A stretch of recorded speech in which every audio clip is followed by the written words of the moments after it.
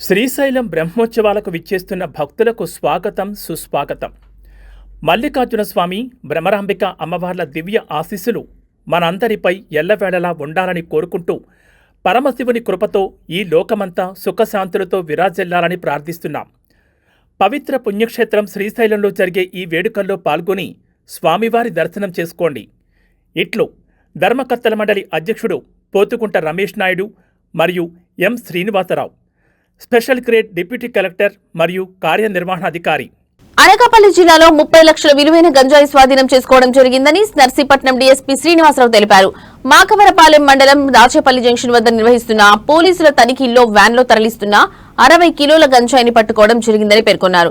Narsipatnam CI Makavarapalem ఎస్ఐలకు వచ్చిన ముందస్తు సమాచారం మేరకు బెంగళూరుకి చెందిన రహీం షరీఫ్ అనే వ్యక్తి తనకు తెలిసిన సయ్యద్ తన్వీర్ సలహాతో ఒడిశాలోని పాడువాలోను శ్రీను అనే వ్యక్తి నుంచి గంజాయిని కొనుగోలు చేశారన్నారు. అక్కడి నుంచి మినీ వ్యాన్ను తరలిస్తూ రాచపల్లి జంక్షన్ వద్ద పట్టుబడినట్లు ఆయన వివరించారు. ఈ ఘటనలో రహీం షరీఫ్ ను అరెస్ట్ చేసి వారి వద్ద నుంచి ఫోన్లు, వాహనం స్వాధీనం చేసుకున్నామన్నారు. అందరికీ నమస్కారం. ఈ రోజున మన మాకవరపాలెం పోలీస్ స్టేషన్ లిమిట్స్లోని రాచపల్లి జంక్షన్ దగ్గర మాకవరపాలెం ఎస్ఐ గారు, నర్సీపట్నం రూరల్ సిఐ గారు మరియు సిబ్బంది అంతా కలిసి వాళ్ళకి రాబడిన సమాచారం మేరకు వెహికల్ చెకింగ్ చేస్తుండగా ఒక అశోక్ మినీ ట్రాన్స్పోర్ట్ వెహికల్ అండి, మినీ అశోక్ లైలాండ్ అంటారు వ్యాన్. ఆ వ్యాన్ వస్తుంటే దాన్ని ఆపి తనిఖీ చేయగా వాళ్ళ ఆ వెహికల్లోని సుమారుగా ఒక 60 కేజీల గాంజా దొరికింది.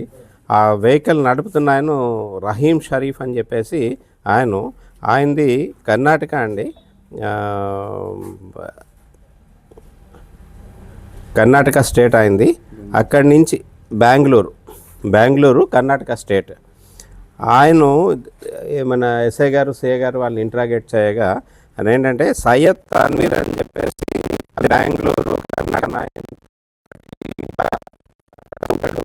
ఇంకా గాంజాకి రహీం అలవాటు పడిపోయాడు త్రాగడానికి. దాంతో గాంజా కోసం అని చెప్పి సయ్యద్ తన్వీర్ దగ్గర నుంచి తీసుకుంటూ ఉండేవాడు. ఈ సయ్యద్ తన్వీర్ ఎవరైతే ఉన్నారో ఆయనకి 25లో జీఆర్పీలో ఒక ఎన్డీపీఎస్ కేసు ఉంది, జీఆర్పీ పోలీస్ స్టేషన్లో వాడి మీద. అందులో ఆ కేసులో అరెస్ట్ అయ్యాడు. ఈయన బావమరిది కూడా అరెస్ట్ అయ్యాడు. ఆ బావమరిది ఇంకా